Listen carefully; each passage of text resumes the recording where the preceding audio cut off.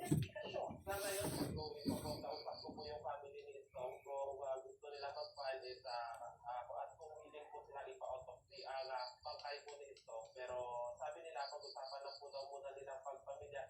Napag-alaman nila, hindi pala si Estong ang unang tumawak ng mic noong araw na yun. Mas nauna raw umamin nito ang kaibigan ni Estong na si Christian.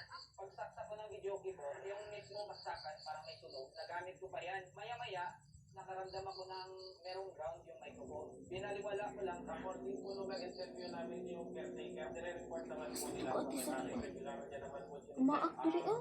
Nasangko sa kong diri ba? Ang videoke machine nasa kustudiya na ngayon ng PNP.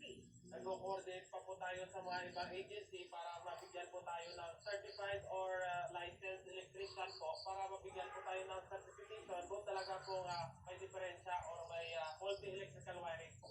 I-replace agad natin yung mga malfunctioning devices. Tapos, kumukontak agad tayo sa mga electrical practitioners para i-troubleshoot kapag mag-approach tayo sa isang line na airplane device, appliance, check natin kung properly insulated na tayo. Because that's the first line of defense para hindi tayo mag-ground.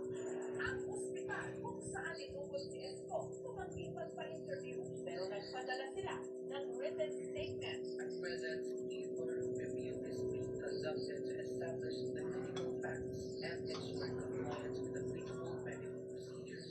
Any further information regarding this matter will be disclosed only as appropriate in accordance with applicable laws and regulations. Marami kong pwedeng maging dahilan ng ating pag-arrest kasi hindi pa rin talaga na-arrest.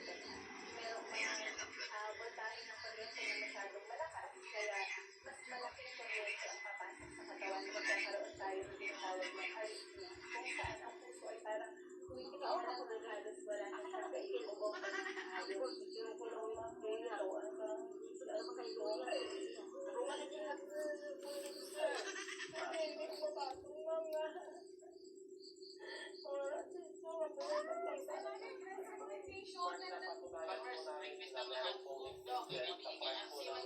Resort owner, pwede po silang makuha ng reckless imprudence resulting to homicide kung namatay po yung victim.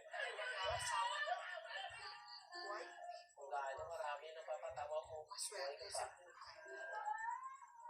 Mas marami na yung napaiyak mo ngayon. Salamat na lang sa maalaala at papatawa. Second boyfriend. Tapos hindi pa ako talaga na second year. Mahabang kwento. So ayun nga, nakaka-stress lang kasi na